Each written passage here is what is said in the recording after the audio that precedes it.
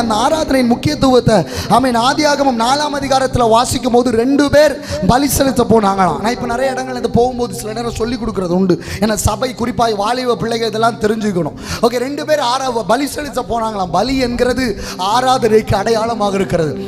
யாரெல்லாம் ஆதியாகமம் 4ஆம் அதிகாரத்தில் பலி செலுத்த போது சொல்லுங்க பார்ப்போம். காயினும் ஆபேலும் யாருடைய பலியை தேவன் அங்கீகரித்தார்? ஆபேல் அங்கீகாரத்திற்கு அடையாளம். ஆபேல் ஆடுகளை மேய்க்கிறவன். இந்த மாதிரி தான் சின்ன வயசுல சண்டே கிளாஸ்ல சொல்லி கொடுத்தாங்க, அதனால அது மறக்கல. ஓகேவா? ஆபேல் அவன் பலி செலுத்த போனான், காயினும் பலி செலுத்த போனான். இதே போலதான் சபையில நம்ம எல்லாரும் ஆராதிக்க போறோம். பக்கத்தில் இருக்கக்கூடிய கூட கொஞ்சம் சிரிச்சுக்கிட்டு சொல்லுங்க, நம்ம எல்லாரும் போறோம். சொல்ல மாட்டேன், நீங்கள் எல்லாம் மார்க் போட்டுகிட்டே இருங்க, எனக்கு பிரச்சனை கிடையாது. நான் ஆவியானவர் எனக்கு சொல்கிறத சொல்லிக்கிட்டு நம்ம ஜெபிச்சுட்டு போயிட்டே இருப்போம். தம்பி சொன்னியா பார்த்துக்கோங்க, அவன் கையை பிடிச்சி சொல்லிட்டு இருக்கானுங்க. நீங்களே இருக்கலே உங்கள் முகரையை பார்க்கும்போது என்னத்தை சொல்லுங்க. எனக்கு இவனால பார்த்தா சாக்காயிட்டு. அது கையை பாருங்க எப்படி பிடிச்சிருக்கானு பாருங்க. அவங்க ஆமாம் 3 பேரும் ஒருத்தரை நான் விட மாட்டேன், பிடிச்சே ஆவேன் அப்படின்னு சொல்லிட்டு அவங்க பிடிச்சிருக்காங்க. கை தட்டுங்க பிள்ளைகளுக்கு. அதுக்கும் இந்த இன்ஸ்டால்மெண்ட்டில் கை தட்டுறது மாதிரி கை தட்டணும். முதல்ல ஒன்று சொல்லட்டுமா, நம்ம எப்போ அடுத்தவங்களுக்காய் கை தட்ட ஆரம்பிக்கிறோமோ நமக்காய் சிலர்கள் கை தட்ட ஆண்டவரே வைப்பார். அடுத்தவங்க நல்லா இருக்கக்கூடாதுன்னு நினைச்சா நான் சபிக்கல உங்களை. ராமேன் சொல்லுங்க. அவனுக்கு கை தட்டுற அவன் கை பிடிச்சிருக்கிற விதம் எனக்கு ரொம்ப பிடிச்சிருந்துச்சு. இப்படி நான் எந்த சபையிலும் பார்க்கல. உங்க ஒற்றுமை சாத்ராக்கு மேஷாக்கு ஆபேத் நேகோ. ஆமா, கர்த்தர் உங்களை ஆசீர்வதிக்கட்டும். பாஸ்டர் பார்க்காரு புதுசா யாருப்பா நம்ம சபையில சாத்ராக்கு மேஷா ஆபேத்நேகோ. இந்த பிள்ளைகள் ஒரு நாள் சொல்லுவாங்க, அங்கள் ஆராதிக்கிற தெய்வம் எங்களை தப்புவிக்க வல்லவர். ராமேன் சொல்லுங்க. என்னையா உலகம், என்னையா பார்வோன், என்னையா அரசன், நாங்க நிக்கிறோம், நாங்க ஆண்டவருக்காய் நிற்கிறோம்னு வைராக்கியம் பாராட்டுகிற சில வாலிபர்களை கர்த்தர் இந்த ஊழியத்திலிருந்து இன்னும் எழுப்புவாராக. ராமேன் சொல்லுங்க. ஆமா, நிற்கணும். ஒரு ஆமேன் சொல்லுங்க. அவருக்காக நிற்கணும்.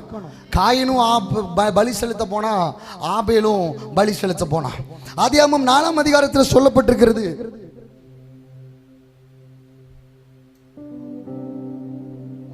ஆதியாகமம் 4ஆம் அதிகாரத்தில் சொல்லப்பட்டிருக்கிறது. வேத வசனத்தில் வாசிக்கும் போது ஆபேல் ஆடுகளை மேய்க்கிறவன், காயின் நிலத்தை பயிரிடுகிறவன். சில நாள் சென்ற பின்பு காயின் நிலத்தின் கனிகளை கர்த்தருக்கு என்ன பண்ணனா காணிக்கையாய் கொண்டு வந்தான் அப்படின்னு சொல்லப்பட்டிருக்கு. அப்போ ஆபேல் தன் மந்தையின் தலையீற்றுகளையும் அவைகளின் கொழுமையானவைகளையும் சிலவற்றை என்ன பண்ணா கொண்டு வந்தான். ஆபேலையும் அவன் காணிக்கையும் கர்த்தர் என்ன பண்ணினாரா அங்கீகரித்தாராம். ஒரு அல்லேலூயா சொல்லுங்க பார்க்கலாம். அப்போ எனக்கு ஒரு நாள் பர்சனலாக இந்த வசனத்தை தியானிச்சுட்டு இருக்கும்போது ஆண்டவர் என்னோட பேசினதை நான் உங்களுக்கு சொல்லித்தரேன். நம் காணிக்கைகள் அங்கீகரிக்கப்படுகிறதற்கு முன்பதாய் கர்த்தர் முதல்ல நம்மளை அங்கீகரிக்கணும். ஒரு ஆமேன் சொல்லுங்க. நம்ம அங்கீகரிக்காம நம்ம பலி அவர் என்ன பண்ண மாட்டாரு, அங்கீகரிக்க மாட்டார். ஆபேலையும் அவன் காணிக்கையையும் தேவன் அங்கீகரித்தார். 6 நாளும் நான் உலகத்தான்படி வாழுவேன், மற்றவங்களை திட்டுவேன், மற்றவங்களுக்கு ரொம்ப பொறாமையாக இருப்பேன், உலகத்தில் இருக்கக்கூடிய காரியங்களை தான் செய்வேன், அப்படி இப்படி அப்படின்னு நம்ம நடந்து கொண்டு ஆலயத்தில் வந்த பிறகு 7ஆவது நாள் தூசியை தட்டி பைபிள் எடுத்துட்டு வந்துட்டு ஆண்டவரே அப்படின்னா ஒரு அங்கீகாரமும் கிடைக்காது. தேவனோடு உறவாடுகிற பிள்ளைகளை வேதம் தெளிவாய் சொல்லுகிறது. ஆபேலையும் அவன் காணிக்கையும் தேவன் அங்கீகரித்தார். இன்னைக்கு நம் பலிகளை காணிக்கைன்றது காணிக்கப்பட்டியில போடுற காணிக்கை மட்டுமல்ல, நம் ஆராதனை தேவனுக்கு செலுத்துகிற பலி, நம் ஆராதனை தேவனுக்கு கொடுக்கக்கூடிய ஒரு காணிக்கை. முதலாவது அதை அங்கீகரிக்க வேண்டும் என்றால் நம்மை தேவன் அங்கீகரிக்க வேண்டும். ஒரு ஆமீன் சொல்லுங்க. அடுத்த வசனம் சொல்லுகிறது, காயினையும் அவன் காணிக்கையையும் தேவன் அங்கீகரிக்கவில்லை. ஒரு ஆமீன் சொல்லுங்க. ஏன்னா ஆபேல் கொடுத்தது என்னன்னா பெஸ்ட் தேவனுக்கு கொடுத்தான். பக்கத்தில் இருக்கவங்களை பார்த்து சொல்லுங்க, பெஸ்ட் தேவனுக்கு கொடுக்கணும். ஆமா, பெஸ்ட் தேவனுக்கு கொடுக்கிற பிள்ளைகள் ஆண்டவர் அங்கீகரிக்காம விட மாட்டார். எது நமக்கு பெஸ்ட்டோ, இன்னைக்கு நம்ம படிப்பு, இப்போ இருக்கக்கூடிய குடும்பங்கள், இப்போ இருக்கக்கூடிய எல்லா நன்மைகள், இந்த ஊழியத்தில் இன்னைக்கு இந்த நாளில் நீங்கள்லாம் நன்றி சொல்றீங்கன்னா, இந்த ஊழியத்தில் கர்த்தர் கொடுத்துருக்கிற எல்லா பெஸ்ட்டுக்காக நீங்கள் உண்மையாய் அவருக்கு நன்றி செலுத்தும் போது கர்த்தர் இதிலும் மேலான நன்மைகளை கர்த்தர் உங்களுக்கு தருவார். இதிலும் மேலான ஆசீர்வாதங்களை கர்த்தர் உங்களுக்கு தருவார். எத்தனை பேர் உண்மைன்னு சொல்றீங்க? கைகளை உயர்த்தி ஒரு அல்லேலூயா சொல்லுங்க பார்க்கலாம். இன்னும் சத்தமா கரங்களை அசைச்சு ஒரு அல்லேலூயா சொல்லுங்க பார்க்கலாம். எல்லாம் 2 ராஜாக்கள் 6ஆம் அதிகாரத்துக்கு நேராக வேதத்தை திருப்பும்படி அன்பாய் கேட்கிறேன். 2 ராஜாக்கள் 6ஆம் அதிகாரத்திற்கு நேராய் ஆமென் வேதத்தை திருப்பும்படி ஆமென் அன்பாய் கேட்கிறேன். இன்னைக்கு அநேக நேரங்களில் நாம் ஆண்டவர் நமக்கான பெரிய பெரிய இலக்குகளை ஆண்டவருக்கு நம்ம வைத்திருக்கிறார். சில நேரம் பயமும் விசுவாச குறைச்சலும் அந்த இலக்குகளை அந்த நன்மையை நம்ம அடைந்து விடாதபடிக்கு நம்மை தடுத்து விடுகிறது. நம்ம எல்லாரும் சபையில் வரும்போது இல்லை ஆண்டோடைய பிரசனத்தில் இருக்கும்போது ஒரு ஞாயிற்றுக்கிழமை ஆராதனையில் வரும்போது இல்லை இந்த மாதிரி 4 நாள் ஸ்பெஷல் மீட்டிங் முடியும் போது நமக்குள்ள கொஞ்சம் விசுவாசம் அதிகரிக்கும். விசுவாசம் அதிகரிச்சோன்னே எல்லாரும் சொல்லுவோம், என் கூட ஆண்டவர் இருக்கிறார், நான் எது வேணாலும் சந்திப்பேன், நான் எது வேணாலும் பார்த்துக்கொள்வேன் அப்படின்னு நம்ம சொல்லுவோம். நான் சொல்றது உண்மைன்னு சொல்றவங்க கையை உயர்த்தி ஒரு அலையிலையா சொல்லுங்க பார்க்கலாம். ஏன்னா 4 நாளில் ஆண்டவர் உங்களுக்கு நல்ல சார்ஜ் ஏற்றிடுவார். அந்த சார்ஜ் இப்போ இருக்கக்கூடிய ஐஃபோனில் சார்ஜ் போட்டோம்னு வச்சுக்கோங்களேன், டக்குன்னு கீழே இறங்கிடும். ஆனால் ஆண்ட்ராய்டு ஃபோனில் சார்ஜ் போட்டோன்னு வச்சா கொஞ்ச நாள் தாக்கு பிடிக்கும். இப்போ நம்ம வாழ்க்கை அப்படி தான் போயிட்டு இருக்கு. ஆண்ட்ராய்டு ஃபோனா ஐஃபோனா? ஐஃபோன் இருக்க மாதிரி ஆட்கள் என்னன்னா சார்ஜ் போட்டு அடுத்த நாள் காலையிலே பீஸ் இருக்காது. ராமன் சொல்லுங்க ஆமா. ஆனால் ஆண்ட்ராய்டு கொஞ்சம் தாக்கு பிடிக்கும். எதுக்கு ஞாயிற்றுக்கிழமை ஆராதனை நினைக்கிறீங்க? தேவ சமூகத்தில் கொண்டு வந்து தேவ பிள்ளைகளுக்கு தேவ பிரசன்னத்தில் இருக்கக்கூடிய நிறைய காரியங்களை கர்த்தர் நமக்கு தருவார். நம்ம எல்லாம் நம்ம ஞானத்திலையும் பலத்திலையும் இந்த உலகத்தில் ஓட முடியாது.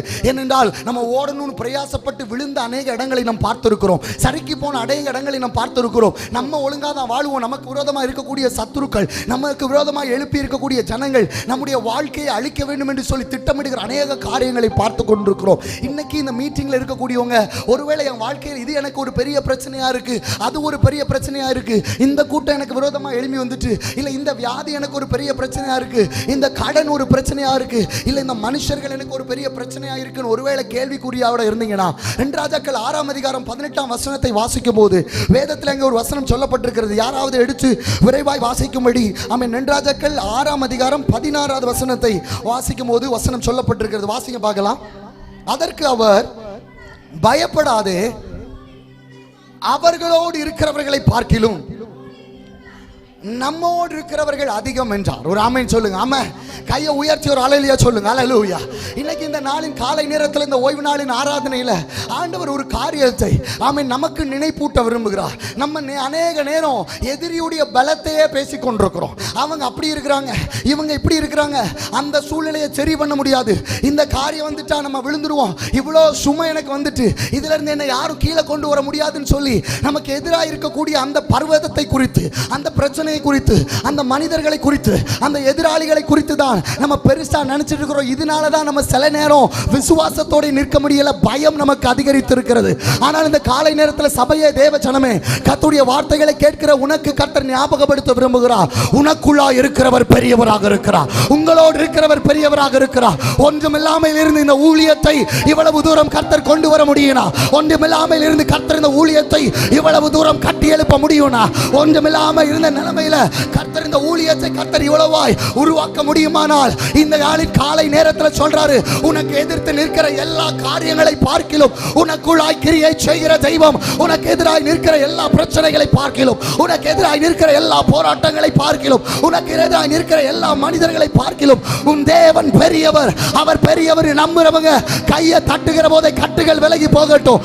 தலைக்கு மேல கைகளை தட்டி துதிக்க துதிக்க, ஓ சின்ன பிள்ளைகள், வாலிபர்கள், பெரியவங்க எல்லாரும் சொல்லுங்க, அவர்களோடு இருக்கிறவர்களை பார்க்கிலும் ஆமென், எனக்கு எதிராக இருக்கிறவர்களை பார்க்கிலும், இந்த சூழ்நிலையை பார்க்கிலும், இந்த வியாதியை பார்க்கிலும், இந்த நெருக்கத்தை பார்க்கிலும், இந்த கடனை பார்க்கிலும் என் தேவன் பெரியவர். இது அறிக்கை செய்ய செய்ய சில மாற்றங்கள் நடக்கிறது. இது அறிக்கை செய்ய செய்ய உன் ஸ்கூலுக்குள் அற்புதம் நடக்குது, உன் காலேஜுக்குள் அற்புதம் நடக்குது, ஊழியத்துக்குள் அற்புதம் நடக்குது, சபைக்குள் அற்புதம் நடக்குது.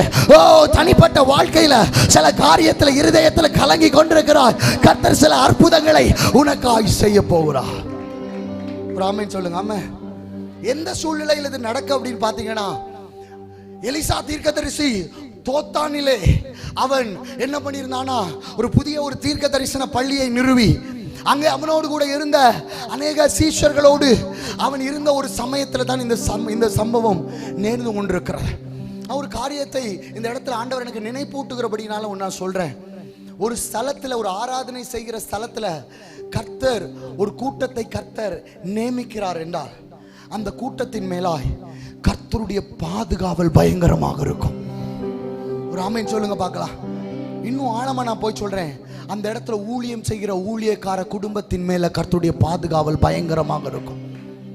நான் ஏதோ என் மனசுல ஏவி யாரையும் பிரியப்படுத்துறதுக்காக இந்த வார்த்தையை பேசல.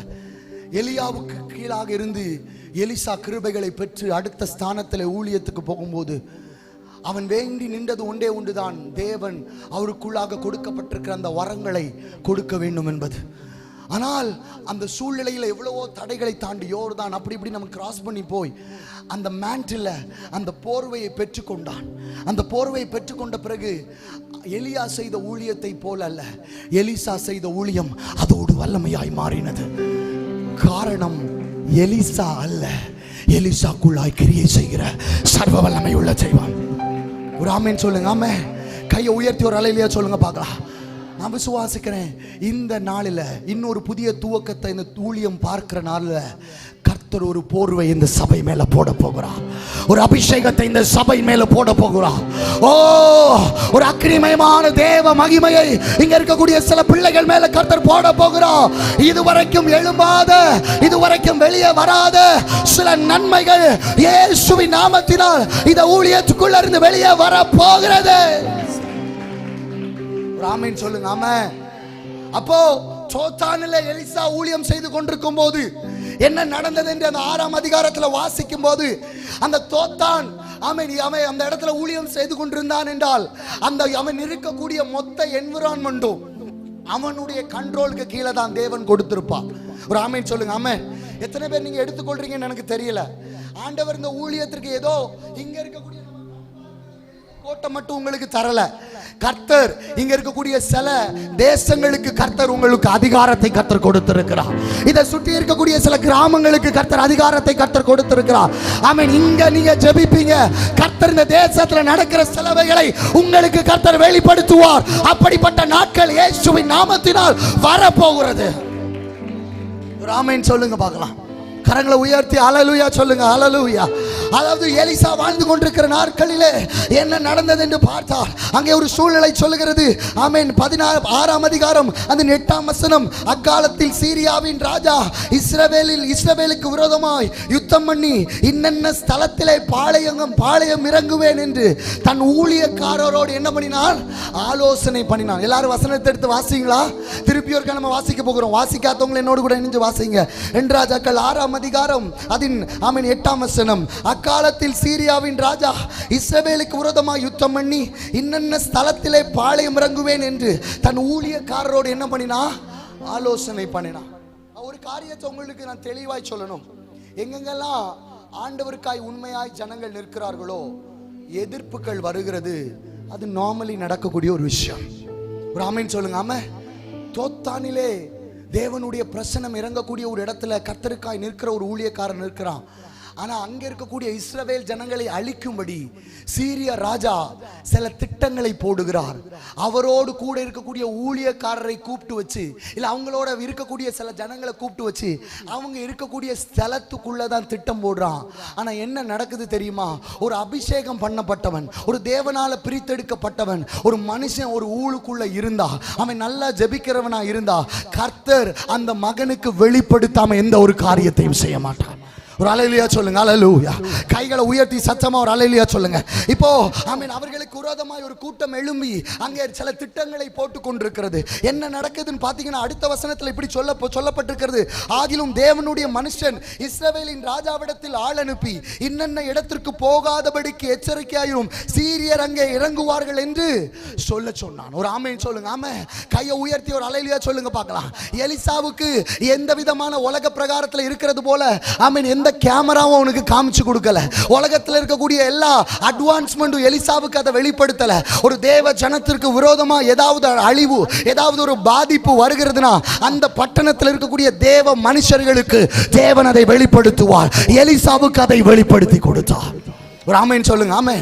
அப்படியானா ஊழியம் செய்து இந்த மாதிரி பிரசங்கம் பண்ணக்கூடிய, இந்த மாதிரி மேடையில் ஆராதனை நடத்தக்கூடிய, இல்ல வெறும் இங்க வந்து ஊழியத்தில் இருக்கக்கூடியவர்களுக்கு மட்டும் அல்லங்க, ஆண்டவரால் ஏற்படுத்தப்படுகிற தானியேலை போல 3 வேளையும் எருசலேமை நோக்கி ஆமென் ஜெபித்துக் கொண்டிருக்கிற பிள்ளைகளுக்கு கர்த்தருடைய ரகசியங்கள் வெளிப்படுத்தப்படும். ஏதோ அப்படி நீங்க ஒருவேளை கேட்டுக்கொண்டிருந்தா இந்த காலை நேரத்தில் பரிசுத்த ஆவியானவர் இந்த இடத்துல கூடி இருக்கக்கூடிய நம்மோடு சொல்லுகிறார், அப்படிப்பட்ட தானியேல்களை கர்த்தர் எழுப்ப விரும்புகிறார். இந்த சபை நமக்குள்ள கர்த்தர் எழுப்ப விரும்புகிறார். உனக்கு மறைமுகமாய் 4 செவருக்குள்ளாக போடப்படுகிற திட்டங்கள், மனிதர்கள் மூலமாய் நீ அறிந்து கொள்கிற நாட்கள் எல்லாம் போய் கர்த்தரே வெளிப்படுத்த போகிற காலங்களுக்குள்ளாய் கர்த்தர் நம்மை வைக்க போகிறார். எத்தனை பேர் விசுவாசிக்கிறீங்க? கையை உயர்த்தி ஒரு அல்லேலூயா சொல்லுங்க பார்க்கலாம். எலிசா இதை அறிந்து இஸ்ரவேல் ராஜாவுக்கு செய்தி அனுப்புறான்.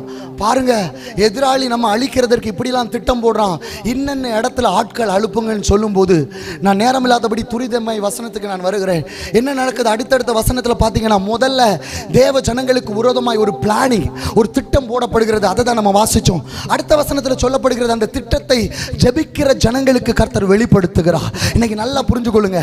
உங்க குடும்பத்துக்கு விரோதமாக இருக்கலாம், இல்லை உங்க பிள்ளைகளுக்கு விரோதமாக இருக்கலாம், உங்க எதிர்காலங்களுக்கு விரோதமாக இருக்கலாம். உங்களை சுத்தி இருக்கிறவர்கள் போடுகிற திட்டங்களை நீங்கள் ஜெபிக்கிறவர்களாக இருந்தால், கர்த்தருடைய பிரசன்னத்திலே காத்திருக்கிறவர்களாக இருந்தால், கர்த்தர் உங்களுக்கு வெளிப்படுத்துவார். கர்த்தர் உங்க மூலமாய் வெளிப்படுத்தி பேசுவார். இந்த சபையின் மூலமாய் கர்த்தர் வெளிப்படுத்துவார். ஊழியம் செய்கிற பிள்ளைகள் மூலமாய் கர்த்தர் வெளிப்படுத்துவார். அப்படி வெளிப்படுத்தப்படும் போதுதான் தேசமே ஆச்சரியப்படுகிற ஆமென் நிலைமைக்குள்ளாக நாம் வைக்கப்படுவோம். ஏனென்றால் வெளிப்பாடுகளை கொடுக்கிறவர் ஆமென் உலகத்தில் இருக்கிற மனிதர்கள் அல்ல, அது சர்வ வல்லமை உள்ள தெய்வம். ஒரு ஆமென் சொல்லுங்க. ஆமென். ஒரு பிளான் செய்யப்படுகிறது. அந்த பிளானை ஜெபிக்கிற ஜனங்களுக்கு ஆமென் தேவன் ரிவீல் பண்றார். குறிப்பா எலிசாக்கு ரிவீல் பண்றாரு.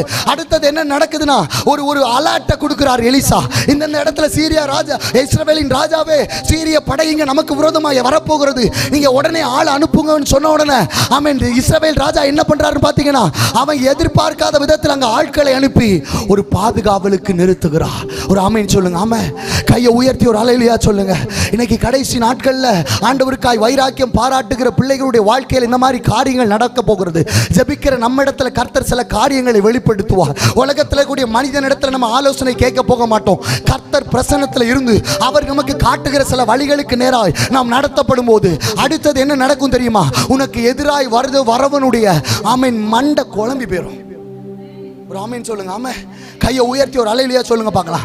இவன் என்னடா இப்படிப்பட்ட ஒரு வார்த்தையை சொல்லிட்டான்னு யாரும் என்ன தப்பா பார்க்க வேண்டாம். அங்க வசனம் சொல்லப்படுகிறது என்ன தெரியுமா? ஆமென். இப்போ சீரியா ராஜாவுடைய மனம் இருதயம் குழம்பி, அந்த வசனத்தை மட்டும் யாராவது எனக்கா எடுத்து வாசிக்கும்படி அன்பாய் கேட்கிறேன். காரியத்தின் நிமித்தம் சீரிய ராஜாவின் இருதயம் குழம்பி அவன் தன் ஊழியக்காரரை அழைத்து தம்முடையவர்களில் இஸ்ரவேலின் ராஜாவுக்கு உளவாயிருக்கிறவன் யார் என்று நீங்கள் எனக்கு அறிவிக்க மாட்டீர்களா என்று கேட்டான். ஒரு ஆமென் சொல்லுங்க. ஆமென். கையை உயர்த்தி ஒரு அல்லேலூயா சொல்லுங்க. என்ன நடக்குதுங்க? ஆண்டவர் சில காரியங்களை ஜெபிக்கிற பிள்ளைகளுக்கு வெளிப்படுத்துகிறார். எதிராளிக்கு புரியல. இவங்களுக்கு எப்படி தெரியுது? நாங்க மறைமுகமாய் ஒரு 4 செவத்துக்குள்ள போடுகிற திட்டம், நாங்க மறைமுகமாய் இருந்து 4 செவத்துக்குள்ள இவங்களுக்கு விரோதமாய் பேசுற காரியம் எப்படி தெரிகிறது என்று உங்களுக்கு விரோதமாய், உங்கள் சபைக்கு விரோதமாய், ஆமென் ஊழியத்திற்கு விரோதமாய், எதிர்காலத்திற்கு விரோதமாய் எதிராளிகள் திட்டம் போடுவார்களாகில், நீங்கள் ஜெபிக்கிறவர்களாக இருந்தால் கர்த்தர் அந்த திட்டத்தை வெளிப்படுத்தும் போது உங்களை எதிர்த்திருக்கக்கூடிய இருதயங்களை கர்த்தர் குழம்ப பண்ணுவார். அவங்க கன்ஃபியூஸ் ஆகி நிற்பாங்க. ஒரு ஆமென் சொல்லுங்க. ஆமென். வசனம் தெளிவாய் சொல்லுகிறது, அவருடைய இருதயம் குழம்பினது. ஒரு ஆமென் சொல்லுங்க. ஆமென். நம்ம நிறைய நேரம் எதிராளியுடைய பலத்தை பார்த்து பார்த்தே நமக்குள்ள கர்த்தர் தந்திருக்கக்கூடிய நிறைய கிருபைகளை, தாளந்துகளை நம்ம வெறுமையாய் வைக்கக்கூடிய ஒரு அனுபவத்தில் தள்ளிப்பட்டிருக்கிறோம். தேவ சபையே, தேவ ஜனமே, உன் கையில கர்த்தர் கிருபைகளை கர்த்தர் கொடுத்திருக்கிறார். இந்த சபையில் இருக்கக்கூடிய வாலிப பிள்ளைகள், சின்ன பிள்ளைகள், பெரியவங்க, ஆண்கள், பெண்கள் எல்லாருக்கும் சொல்றேன், உங்களுக்கு ஆண்டவர் தாளந்துகளை கொடுக்காம இல்ல, உங்க எல்லாருக்குள்ளே கர்த்தர் சில தாளந்துகளை கொடுத்திருக்கிறார். இன்னைக்கு அநேக நேரம் நம்ம பார்வை எங்க போகுதுன்னா, அவங்க பாட்டு பாடினா நம்மளும் அவங்கள போல பாட்டு பாடணும்னு நினைக்கிறோம். அவங்க பிரசங்கம் பண்ணுனா நம்ம அவங்கள போல பிரசங்கம் பண்ணணும்னு நினைக்கிறோம். அவங்க இந்த மாதிரி செஞ்சாங்கன்னா அதை செய்யணும்னு நினைக்கிறோம். ஆனா ஒரு விஷயத்தை நான் தேவ பிரசன்னத்துக்குள்ளாக நின்று உங்களுக்கு சொல்ல விரும்புகிறேன். உங்களுக்கு கொடுக்கப்பட்டிருக்கிற கிருபை என்னவென்று தேவ சமூகத்தில் பெற்றுக்கொண்டு அந்த தாளத்தை ஊழியத்தில் விதைங்க, பலிபீடத்தில் விதைங்க. உங்க கையில இருக்கிறது 1 இருக்காது, 2 இருக்காது, அது 5, ஆமென், அது 10 மாறும். ஆமென் சொல்லுங்க. ஆமென். தூர தேசத்திற்கு பிரயாணம் போன ஒரு எஜமான் தனக்கு கீழாக இருந்த வேலைக்காரர்களிடத்திலே தாளந்துகளை கொடுத்து கொண்டு போனார். ஒரு ஆமென் சொல்லுங்க. ஆமென். இந்த மீட்டிங்ல யாராவது சொல்றீங்களா? பின்னாடி இருக்கக்கூடிய பாட்டியம்மா வரைக்கும் கேட்கிறேன், எனக்கு எந்த ஒரு தாளந்து இல்லை பிரதர் அப்படின்னு சொன்னா கை தூங்க பார்ப்போம். உங்களுக்காக ஒரு ஸ்பெஷல் பிரேயர் பண்ணிடுவோம் இன்னைக்கு. ஒரு ஆமென் சொல்லுங்க. ஆமென். உங்க எல்லாருக்குள்ளேயும், நம்ம எல்லாருக்குள்ளேயும் ஆண்டவர் தாளந்துகளை கொடுத்திருக்கிறார். பக்கத்தில் உங்களை பார்த்து கண்ணை உருட்டி உருட்டி சொல்லுங்க, தாளந்துகளை கொடுத்திருக்கிறார். பக்கத்தில் உடனே சில பேர் இந்த மாதிரி, நீங்கள் பாட்டு பாடுவீங்களா சிஸ்டர்? நான் ஒரு புழு, நான் ஒரு பூச்சி, ஆண்டவர் எனக்கு அந்த குரலை தரல, நான் பாட்டு பாடினா அப்படியே சுற்றி கழுகெல்லாம் வந்து நின்றும். இந்த மாதிரி நம்ம இருந்து தான் அதே இருப்பில் இருந்துட்டு இருக்கோம். ஒரு ஆமேன்னு சொல்லுங்க. ஆமே. கையை உயர்த்தி ஒரு அல்லேலூயா சொல்லுங்க பார்க்கலாம். எப்போ நமக்கு கர்த்தர் இந்த வாய்ப்புகளை கொடுக்குறாரு, முதல்ல மைக்கை பிடிச்சி மேடையில் ஏறுகிறது அல்லங்க ஊழியம். முதல்ல சபைக்கு, தேவ ஜனங்களுக்கு இல்லை சபைக்கு பணிவிடை செய்கிறது தான் கர்த்தருக்கு செய்யக்கூடிய ஒரு பெரிய ஒரு ஊழியம். ஒரு ஆமேன்னு சொல்லுங்க. ஆமே. கையை உயர்த்தி ஒரு அல்லேலூயா சொல்லுங்க பார்க்கலாம். இந்த மேடையில் மைக்கு கிடச்சோன்னு நான் அதை துணிகரமாகலாம் பேசலை. நான் ஊழியத்தில் எத்தனையோ வருடங்கள் ஊழியத்தில் அந்த பலிபீடத்தில் பணிவிடை செய்திருக்கிறேன். ஒரு ஆமேன்னு சொல்லுங்க பார்க்கலாம். எல்லாரும் மைக்க பிடிக்கும் போது பப்ளிக்கில் வரும்போது தான் பார்ப்பாங்க. ஆனால் அதல்லங்க, சபையில் எத்தனையோ நாட்கள் பிரயாசப்பட்ட பிறகுதான் ஆண்டவர் சில காரியங்களை கர்த்தர் ஓப்பன் பண்ணி கொடுப்பார். நான் இந்த இடத்துல சொல்கிறேன், உங்களுக்கும் கர்த்தர் தாளந்துகளை கொடுத்துருக்கிறார். ஆமேன். தூர தேசத்தில் போன எஜமானன் போனது மாதிரி உங்களுக்குள்ளே இருக்கக்கூடிய தாளந்துகள் ஒன்றாவே இருக்கா இல்லை 4 10 மாறிட்டா என்பதை இந்த விசேஷ நாட்களில் உங்களுக்குள்ள கேட்டு பாருங்க. உங்களுக்குள்ள இருக்கிற 2 4 மாறிச்சுன்னா சந்தோஷம். உங்களுக்குள்ள இருக்கக்கூடிய 5 10 மாறிச்சுன்னா சந்தோஷம். இல்ல இன்னும் நான் ஒரே ஒரு தாளந்து தான் வச்சிருக்கிறேன்னு சொல்லக்கூடிய குரூப் எப்படி தெரியுமா? தப்பா நினைக்காதீங்க, யாரும் என்னை திட்டினாலும் பரவாயில்ல, ஏதாவது வாயை திறந்தாலும் குற்றம் சொல்லுகிற ஒரு குரூப். ஒரு ஆமேன்னு சொல்லுங்க. ஆமே. வசனத்தின்படி சொல்றேன், எஜமான பார்த்து குற்றம் சொன்னானா யாருன்னா ஒரு தாளந்தை வாங்கினவன். ஒரு ஆமேன்னு சொல்லுங்க. ஆமே. கையை உயர்த்தி ஒரு அல்லேலூயா சொல்லுங்க. கர்த்தர் நமக்கு கொடுத்திருக்கக்கூடிய தாளந்துகளை பெருக்கிறவளாய் மாறுவோம். இங்க இருக்கக்கூடிய பிள்ளைகளா நீங்க வசனம் சொல்றதை பார்த்து ரொம்ப சந்தோஷம். முன்னாடி இருக்கிற சின்ன பிள்ளைகள் மாத்திரமல்ல, வாலிப பிள்ளைகளும் சபையில எழும்பி நின்று வசனங்களை சொல்லுகிறது மிகவும் சந்தோஷமான காரியம். ஆண்டவருக்கு இதை போல சில காரியங்களை உண்மையாய் செய்து கொண்டிருங்கள். கர்த்தர் உங்க வாழ்க்கையில சில மேலான அற்புதங்களை, மேலான ஆசீர்வாதங்களை, மேலான உயர்வுகளை, கிரகிக்க கூடாத, ஆராய்ந்து முடியாத பெரிய காரியங்களை தேவன் உங்களுக்காக செய்வார். ஆமென் சொல்லுங்க. ஆமே. கையை உயர்த்தி ஒரு அல்லேலூயா சொல்லுங்க பார்க்கலாம். என்ன நடக்குதுன்னு பார்த்தீங்கன்னா, நான் விரைவாய் போகட்டும். எதிராளி இப்பொழுது கன்ஃபியூஸ் ஆயிட்டான். கூட்டத்தில் இருக்கக்கூடிய ஒருத்தனை கூப்பிட்டு கேட்க ஆரம்பிச்சிட்டான், என்னடா நீங்க எனக்கு கூட இருக்கக்கூடிய ஒரு ஆள் தான் உளவாளியா இருக்கிறீங்க போல இருக்கு, ஸ்பை போல இருக்கிறீங்க போல இருக்கு. இங்க நம்ம 4 சவருக்குள்ள தான் திட்டம் போடுறோம், அது எப்படி எதிர்த்து இருக்கிற இந்த மாதிரி ஜனங்களுக்கு தெரிகிறதுன்னு சொல்லி கூட இருக்கக்கூடிய ஜனங்கள்கிட்ட இல்ல அவனை திட்டம் போட்ட அந்த ஜனங்கள்கிட்ட கேட்கும்போது கூட்டத்தில் இருந்த ஒருத்தன் சொல்றான், நம்ம அல்ல, நாங்கள்ல, கூட்டத்தில் இருக்கக்கூடிய ஆட்கள் சொல்லி கொடுத்தது.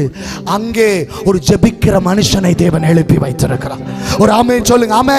ஜெபிக்கிற மனுஷனை ஆமென் அடையாளப்படுத்துறதற்கு கூட இருக்கிறவர்கள் மறந்துடலாம். ஆனா அவன் ஜெபிக்கிறவனா இருந்தா எதிராளி மூலமாய் அடையாளப்படுத்தும்படியாய் தேவன் ஒரு உயர்வை கர்த்தர் கொடுப்பார். ஒரு ஆமென் சொல்லுங்க பார்க்கலாம். இன்னைக்கு பக்கத்தில் இருந்துட்டே நம்ம அடையாளப்படுத்துகிறதற்கு உலகம் தவறலாம், நம்மை சார்ந்திருக்கிறவர்கள் தவறலாம். ஆனா உனக்குள்ளாய் நமக்குள்ளாய் தேவன் கொடுத்திருக்கிற கிருபையை நாம் அவருக்காய் பயன்படுத்த எந்த எதிர்பார்ப்பும் இல்லாதபடி தேவனுக்காய் ஓடிக்கொண்டிருந்தால் போதும். உனக்கு ப்ரமோஷன் பண்ணுகிறது நீ அல்ல, உன்னுடைய எதிரியே செய்வான். அல்லேலூயா சொல்லுங்க பார்க்கலாம். இதை நான் எதையும் அவுட் ஆஃப் கண்டென்ட்லாம் பேசல, அதே அதிகாரத்துக்குள்ள இருந்து தான் பேசுறேன். அவன் கூட்டத்தில் சீரியா ராஜாவின் படையில் இருக்கிற ஒருத்தன் சொல்றான், எஜமானனே நம்ம கூட்டத்தில் இருந்து எல்லாம் சொல்லி கொடுக்கிறது, அங்க ஒருத்தனை கர்த்தர் எழுப்பி வைத்திருக்கிறார். இப்படி சொல்லணும், காணிமடம் ஜீவத்தோட்டம் சபையில சில ஜெபிக்கிற பிள்ளைகளை கர்த்தர் எழுப்பி வைத்திருக்கிறார். அவர்கள் ஒன்று கூடி ஜெபிக்கும் போது கர்த்தர் சில காரியங்களை வெளிப்படுத்துகிறார் என்பதை அறிந்து, எதிராளின்னு உடனே மனுஷங்களை மட்டும் நினைக்காதீங்க. நம்ம எதிர்த்து இருக்கக்கூடிய போராட்டங்கள், வியாதிகள், நெருக்கங்கள், கடன் பிரச்சனை, எல்லா காரியங்களையும் ஒரு அசைவை உண்டாக்கும்படியான சில கிரியைகளை கர்த்தர் செய்ய போகிறார். நீங்க சொல்ல போறீங்க, இவ்வளவு நாள் உங்களுக்கு முன்னாடி இருக்கக்கூடிய கோலியாத்தை பெருசுன்னு பார்த்து நீங்க இருந்தது போதும். ஆனா ஆண்டவர் எப்படி தாவீதை ஒரு ஸ்தலத்துக்குள்ள கொண்டு போனாரோ, அவன் போய் நின்று சொல்றான், அவன் அந்த இடத்துக்குள்ள போகிறதுக்கு அவனுக்கு எந்த ஒரு தகுதியும் அல்ல. ஒரு ஆமென் சொல்லுங்க பார்க்கலாம். இங்க இருக்கக்கூடிய ஊழியம் செய்ய பிள்ளைங்க, ஆண்டவருக்காக நிற்கக்கூடிய சில பிள்ளைங்க சொல்லுவோம், நம்ம கொஞ்சம் வளர்ந்த பிறகு நம்ம உடனே யோசனை என்ன தெரியுமா, நான் நல்லா இப்படி பிரசங்கம் பண்றதுனால இல்ல, எனக்கு எல்லாரும் தெரிஞ்சதுனால இல்ல, கர்த்தருடைய கிருபை இருந்தா மாத்திரம்தான் கர்த்தர் சில ஸ்தலங்களில் நம்மை கொண்டு போய் நிறுத்துவா. தாவீத அவன் எந்த ஒரு பேக்ரவுண்டும் இல்லாம அவன் கொண்டு போனது கொஞ்சம் பார்சலை தான் கொண்டு போனா, அவன் கையில கொஞ்சம் உணவை தான் கொண்டு போனா. ஆனா பார்சலை கொண்டு போனவனை வச்சுதான் மொத்த எதிராளியையும் வீழ்த்தும்படியாய் தேவன் திட்டம் போட்டார். இன்னைக்கு உங்க கையில் இருக்கக்கூடிய கிருபைகளை நீங்க நார்மலா நினைக்காதீங்க. உங்க தேசத்திற்கு என்று கர்த்தர் உங்களை தெரிந்து வைத்திருக்கிறார். உங்க பட்டணங்களுக்கு என்று கர்த்தர் தெரிந்து வைத்திருக்கிறார். இந்த தேசத்திற்காக கர்த்தர், இந்த சபையை கர்த்தர் தெரிந்து வைத்திருக்கிறார். ஆமென். சும்மா இவ்வளவுதான் எனக்கு இருக்குன்னு சொல்லி குறைச்சு பார்த்து தான் எதிராளி ஜெயம் எடுத்துட்டு இருந்தான். ஆனா இந்த ஞாயிற்றுக்கிழமை ஆராதனையில கர்த்தர் இப்படி சொல்ல விரும்புகிறார், நீ அதெல்லாம் பார்க்கத மாத்திக்கிட்டு உன் பார்வை கொஞ்சம் வித்தியாசமாகட்டும். உன் பார்வை பயத்தோட பார்த்ததுனால ஆண்டவர் இப்படி சொல்றாரு, உன் கண்ணு மறைக்கப்பட்டிருக்கு, உன் பார்வை விசுவாசத்தோட பார்க்க ஆரம்பிக்கட்டும். நீ மறைக்கப்பட்டிருந்த சில ரதங்களையும் சில குதிரைகளையும் நீ பார்க்க ஆரம்பிப்பாய். பயத்தோட பார்க்கிறதுனால உனக்கு ஒரு எல்கைக்கு மேல பார்க்க முடியல. ஒரு எல்கையை தாண்டி அவங்க வந்து ஜெபிக்கட்டும், இவங்க வந்து ஜெபிக்கட்டும், ஸ்பெஷல் பாஸ்டர் சொல்லிட்டு இப்படி நினைக்கிறோம். இல்ல உன் கண்களை கொஞ்சம் மாத்தி பார்க்க ஆரம்பி. தேவ பிரசன்னத்தில் அமர்ந்திருந்து கொண்டு பார்க்க ஆரம்பி. உன் கண்ணுக்கு கர்த்தர் செலவையை தெரியப்படுத்துவார். ஆமென் சொல்லுங்க. ஆமென். பார்வையை மாற்ற போகிறா. அப்படின்னா குருடா இருக்கிறீங்க அப்படின்னு நான் சொல்லல. பவுலை கர்த்தர் சவுலாய் மாற்றும் போது சில செதில்கள் விழுந்தது. செதில்கள் கண்களில் இருந்து விழுந்தால்தான் எதிர்காலம் நம் கண்களிலே தெரியும். இந்த நாளில என் ஃபியூச்சர்ல என்ன நடக்க போகுது தெரியல பிரதர் அப்படின்னு சொல்லி ஒருவேளை நீங்க அந்த கேள்வியோட இருந்தா, இன்னைக்கு இயேசுவின் நாமத்தினால இந்த சபை நடுவில் இருந்து சொல்றேன், உங்க கண்களில உங்க எதிர்காலங்களை மறைத்து வைத்திருக்கிற அந்த செதில்கள் இயேசுவின் நாமத்தினால் விழட்டும். அந்த செதில்கள் இருக்க கிட்ட பார்வை போல உங்களுக்கு தூர பார்வை இருக்காது. அந்த செதில்கள் இருக்க நம்ம தேச ஆண்டவர் நம்மளை எங்க கொண்டு போவார்ன்றத நம்ம மறந்து ஒரு இடத்துல அடங்கி இருக்க ஆரம்பிப்போம். செதில்களை கர்த்தர் திறந்து எடுக்கும் போதுதான் எழும்பி பார்ப்போம், கர்த்தர் எனக்காய் மேன்மையானவைகளை வைத்திருக்கிறார். யாரை குறித்து தவறாக அந்த வார்த்தைகளை சொல்லல. உங்களை ஆண்டவர் இன்னும் ஆசீர்வதிக்க போகிறார். நான் சொல்றேன், ஆண்டவர் உங்களை இன்னும் உயர்த்த போகிறார். உங்க பார்வை ஒரு அளவோட, உங்க அம்மா அப்பா உங்களை படிக்க வச்ச அந்த படிப்போட ஆண்டவர் இன்னைக்கு இந்த கூட்டத்தில் இருக்கக்கூடிய அநேகரோடு இந்த வார்த்தையை சொல்ல விரும்புகிறாரு. நீங்க உலகத்தில் இருக்கக்கூடிய மனுஷங்க நிர்ணயிக்கிற ஒரு வாழ்க்கையை அல்ல வாழ போகிறது. பரலோகம் நிர்ணயித்திருக்கக்கூடிய ஒரு வாழ்க்கை முறை உங்களுக்காக ஏற்படுத்தப்படுகிறது. Heavenly government has appointed some mighty things for you. பரலோகத்தின் தெய்வம் உங்களுக்காய் சில மகிமையான காரியங்களை திட்டம் வைத்திருக்கிறார். சாத்தானுடைய ஒரு முக்கியமான ஒரு நோக்கம் என்னன்னா, கண்ணை மறைச்சு வச்சிருப்பா. ஒரு ஆமென் சொல்லுங்க. ஆமென். இவ்வளவு வல்லமையா அதுல இருக்கிற சில காரியங்களை ஸ்கிப் பண்ணிட்டு நான் முக்கியமான கண்டனுக்குள்ள வரேன். இவ்வளவு வல்லமையா எலிசாவை தேவன் பயன்படுத்தி கொண்டிருக்கும் போது அங்க ஒரு வேலைக்காரன் இருந்தான். இப்ப சீரியாவின் படை ஆக்சுவலி நல்ல ஒரு முக்கியமான விஷயம், எல்லாரும் கொஞ்சம் கிளியரா கேளுங்க, பின்னாடி இருக்கக்கூடிய எல்லாரும் கேளுங்க. சீரியாவின் படை அவ்வளோ நேரம் ஃபோக்கஸ் பண்ணிட்டு இருந்தது மொத்த இஸ்ரவேலையும். அவங்க டார்கெட் எலிசா மேல இல்லை. சில பேருக்கு இப்படி கேள்வி வரும், ஜெபிக்கிறவங்களுக்கு ஏன் பிரதர் இவ்வளோ பாடு வருது? ஜெபிக்கிறவங்களுக்கு ஏன் பிரதர் இவ்வளோ கஷ்டம் வருது? ஒரு தேசத்தில் நடக்கக்கூடிய காரியங்களை ஜெபிக்கிற பிள்ளைகளை வச்சுதான் ஆண்டவர் நிறைய காரியங்களை தடை பண்ணி வைப்பா. நம்ம ஒரு ஃபாஸ்டிங் ப்ரேயர் நடத்தும் போது, சபையில் ஒரு சண்டே சர்வீஸ் பாரத்தோடு நடத்தும் போது, நம்மை சுற்றி இருக்கக்கூடிய அநேக ஆவிக்குரிய மண்டலங்களில் கர்த்தர் யுத்தம் பண்ணி கொண்டிருப்பா. நம்ம நினைச்சிட்டு இருப்போம் ஏதோ ஒரு மீட்டிங், பாட்டு பாடிட்டு இருக்காங்க, ஆராதிச்சுட்டு இருக்காங்க, வசனம் கேட்டிருக்கோம். நான் இன்னைக்கு பிரசங்கம் பண்ணி கொண்டிருக்கும் போது கர்த்தர் சில யுத்தங்களை கர்த்தர் இங்கே செய்து கொண்டிருக்கிறார். கர்த்தர் இறங்கி சில காரியங்களை கர்த்தர் செய்து கொண்டிருக்கிறார்.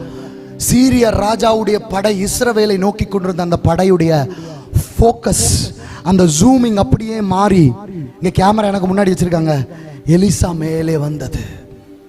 ஒரு ஆமென் சொல்லுங்க பார்க்கலாம். மொத்த இஸ்ரவேலுக்கு விரோதமாய் அவங்களை அழிக்கணும்னு திட்டம் போட்டவன் இப்ப அடுத்தது என்ன யோசிக்கிறான் தெரியுமா? அந்த தோத்தானிலே ஒரு மனுஷன் ஜெபிக்கிறவன் இருக்கிறான்ல, அவனை ஃபோக்கஸ் பண்ணுங்க. உங்களுக்கு ஒரு வெளிப்பாடை நான் சொல்லுகிறேன். சில நேரம் ஆண்டோடைய சமூகத்தில் காத்திருக்கும் போதும் பிரசன்னத்தில் இருக்கும் போதும் எதிராளிகளும் ஆமென் ஜனங்களும் அநேகராய் எழும்பி வருவார்கள். எலிசாவுக்கும் அது நடந்தது.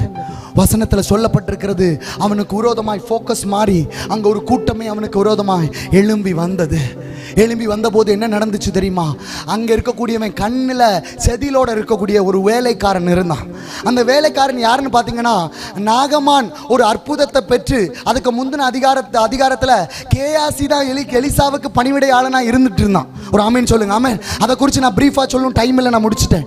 அதுக்கு முந்தின அதிகாரத்தை படிக்கும்போது ஆமேன், கேயாசி என்ன பண்ணானா, ஒரு தவறு பண்ணி அவன் இந்த எலிசாக்கு வர வேண்டிய ஒரு நன்மையை திருடி அவனுக்குள்ளாக அந்த நாகமானுக்கு இருந்த அந்த குஷ்டத்தை, அந்த வியாதியை பெற்றுக்கொண்டு அவன் வாழ்க்கை வேற மாதிரி போச்சு. ஒரு ஆமீன் சொல்லுங்க பார்க்கலாம். அப்ப இந்த இடத்துல இருக்கக்கூடியவன் கண் திறக்கப்படாத ஒரு புதிய வேலைக்காரன் போல ஒருத்தன் நின்று கொண்டிருக்கிறான். இப்ப எலிசாவை சுத்தி ஒரு கூட்டம் வந்தாச்சு. இன்னைக்கு இந்த நாளில் ஆண்டவர் சொல்றாரு, ஜெபிக்கிறனுக்கு விரோதமா எவ்வளவு பெரிய கூட்டம் வந்தாலும் கர்த்தர் அவர்களுக்கு ஆயுத்தம் பண்ணுவா. ஜெபிக்கிறவங்க குடும்பத்துக்கு விரோதமா நீ ஒரு தனிப்பட்ட மனுஷனாய் நின்று நீ கர்த்தரை மட்டும் சார்ந்திருந்து நீ ஜெபிக்கிற ஒரு மனுஷியா நிற்கும் போது உன்னை சுற்றிலும் ஒருவேளை படை போல சிலவைகள் எழும்பி வந்தாலும் எதற்கும் கவலைப்படாதீங்க. கர்த்தருடைய பிரசன்னத்தில் காத்துருங்க. ஏனென்றால் நீங்கள் அல்ல யுத்தம் செய்ய போகிறது, கர்த்தர் உங்களுக்கு ஆயுத்தம் செய்வா. ஒரு அல்லேலூயா சொல்லுங்க பார்க்கலாம். ரெண்டு கைகளை உயர்த்தி அசைச்சு ஒரு அல்லேலூயா சொல்லுங்க பார்க்கலாம். இதுதான் அந்த சம்பவத்தில் நடக்கிறது. வசனத்தில் வாசிக்கிறோம். ஆமென். இந்த 6ஆம் அதிகாரத்தில் ஆமென் அங்க இருக்கக்கூடிய ஊழியக்காரன் என்ன செய்யறான் பாருங்க. ஆமென். வசனம் சொல்லுகிறது 12ஆம் வசனம், அப்பொழுது அவன் ஊழியக்காரில் ஒருவனை அனுப்பி, அப்படியல்ல ஆண்டவனே, ராஜாவாகிய நீர் உம்முடைய அறையில, ஓகே அதெல்லாம் நடந்து முடியாச்சு, கீழே வருவோம். தேவனுடைய மனுஷனின் வேலைக்காரன் 15ஆம் வசனம், அதிகாலமே எழுந்து வெளியே புறப்படுகையில் இதோ ராணுவமும் குதிரை ரதங்களும் பட்டணத்தை சுட்டி கொண்டிருக்க கண்டான். அப்பொழுது வேலைக்காரன் அவனை நோக்கி, ஐயோ என் ஆண்டவனே, என்ன செய்வோம் என்றான். ஆமென் சொல்லுங்க. ஆமென். ஜெபிக்காதவனுக்கு, தேவ பிரசன்னத்தில் நெருங்காதவனுக்கு பிரச்சனைகள் வரும்போது நடுக்கம் வரும். ஆனா தேவனோட சார்ந்து இருக்கக்கூடியவன் எதையும் தைரியமாய் ஃபேஸ் பண்ணுவான். ஆமென் சொல்லுங்க. ஆமென். உங்களிடத்துல பண பலம் இல்லாமல் இருக்கலாம், உங்களிடத்துல ஆள் பலம் இல்லாமல் இருக்கலாம். ஆனால் கர்த்தருடைய சார்பிலே நீங்கள் இருக்கும்போது, கர்த்தரை சார்ந்து நீங்க வாழும்போது, உங்களுக்காய் உலகம் வருகிறதோ இல்லையோ, பரலோகம் உங்களுக்காய் ஆமென் துணை செய்ய இறங்கி வரும். பரலோகம் உங்களுக்காய் துணை செய்ய இறங்கி வரும்.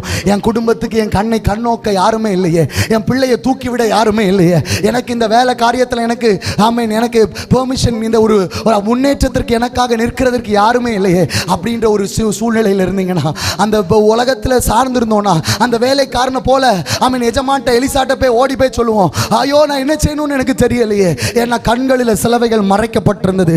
ஆனால் இந்த மத்தியான வேளையில சபையோடு கர்த்தர் சொல்லுகிறார், உன் கண்களில் மறைக்கப்பட்டிருக்கிற செதில்கள், உன் கண்களில் மறைக்கப்பட்டிருக்கிற காரியங்கள் எப்போ விழுகிறதோ அப்பொழுதுதான் உன் குடும்பத்தின், ஊழியத்தின், உன் எதிர்காலத்தின் அடுத்த ஒரு கட்ட நிலைமையை நீ பார்க்க ஆரம்பிப்பாய். உனக்காய் கர்த்தர் சில மகிமையான காரியங்களை வைத்திருக்கிறார்.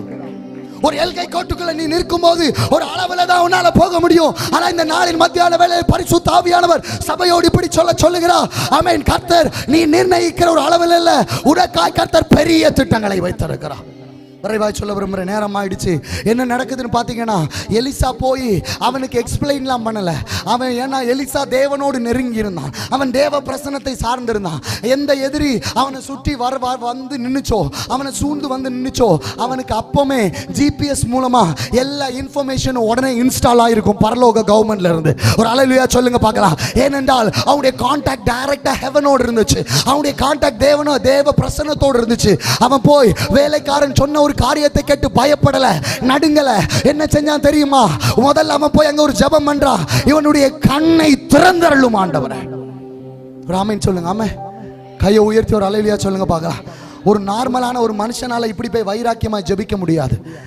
அவ்வளோ பயத்தில் வந்து சொல்றான், என்ன நடக்குமோ தெரியாதுன்னு சொன்ன உடனே எதிராளி சுத்தி இருக்கக்கூடிய ஆளெல்லாம் குறித்து எலிசா கவலைப்படல, பார்க்கும்படியாய் இவன் கண்களை திறந்தருளும். இன்னைக்கு ஒரு காரியத்தை ஆவியில உணர்த்தப்பட்டு சொல்றேன்.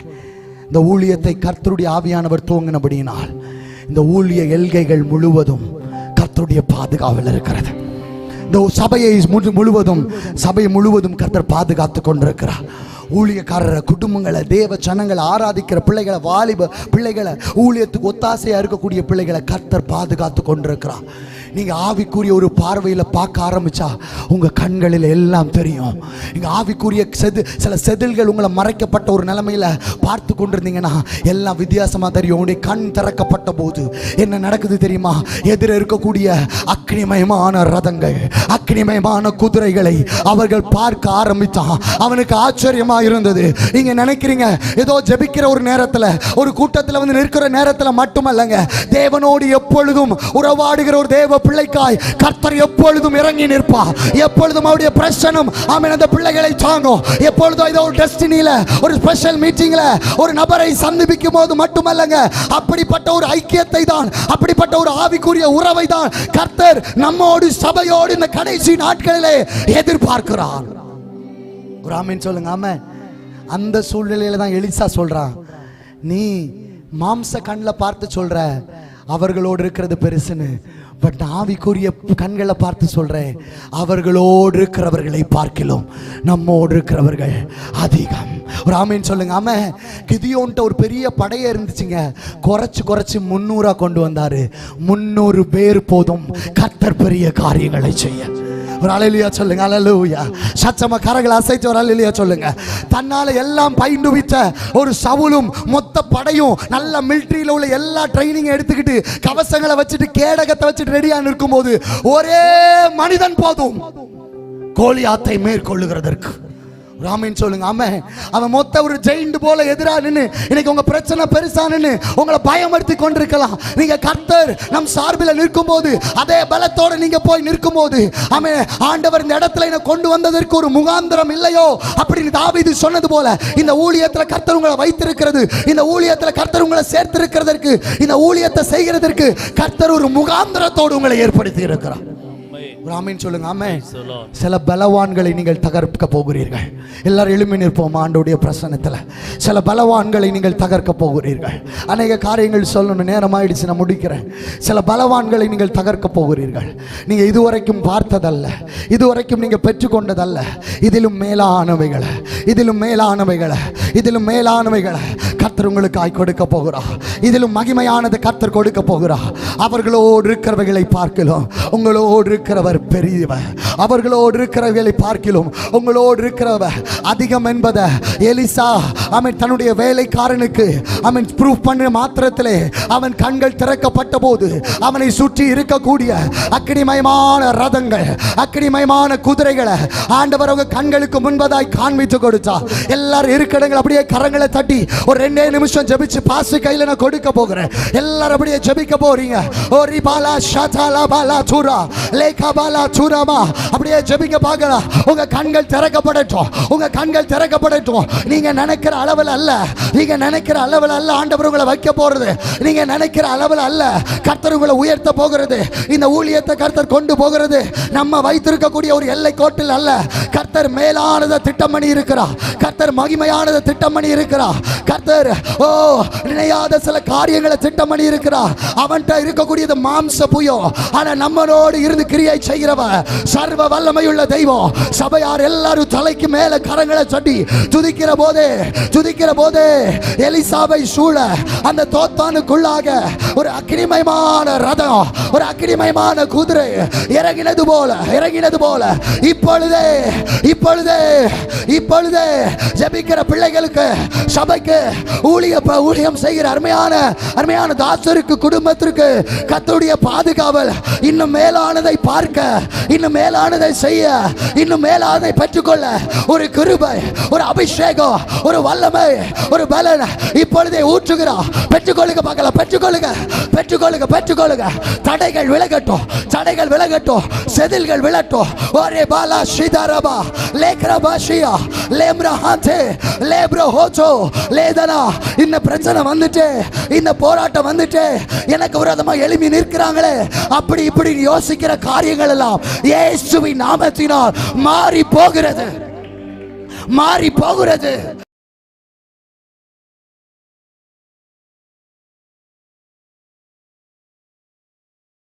கண்கள் மட்டும் திறக்காது. ஜெபிக்கிற எலிசா இருந்தா எதிர்க்கிறவுடைய கண்கள் எல்லாம் குருடாக்கப்படும். எதிர்த்து நிற்கவுடைய கண்கள் குருடாக்கப்படும். இயேசுவின் நாமத்தினால யாக்கோபுக்கு விரோதமான மந்திரவாதமும் இல்லை, இஸ்ரவேலுக்கு விரோதமான குறி சொல்லுதலும் இல்லை.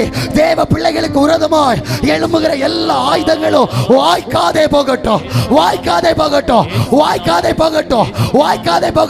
ஒரு மகிமையை கேட்கிற பிள்ளைகள் மேல் அனுப்புவீராக, குடும்பங்களின் மேல் அனுப்புவீராக, சபை மேல் அனுப்புவீராக, ஊழியம் செய்கிற பிள்ளைகள் மேல் அனுப்புவீராக. அப்படியா நீங்க செய்ய போகிற கிருபைக்காய் உமக்கு நன்றின்னு சொல்லி நல்ல தலைக்கு மேல கைகளை தட்டி வாய்களை திறந்து ஷதரபலா தோரோ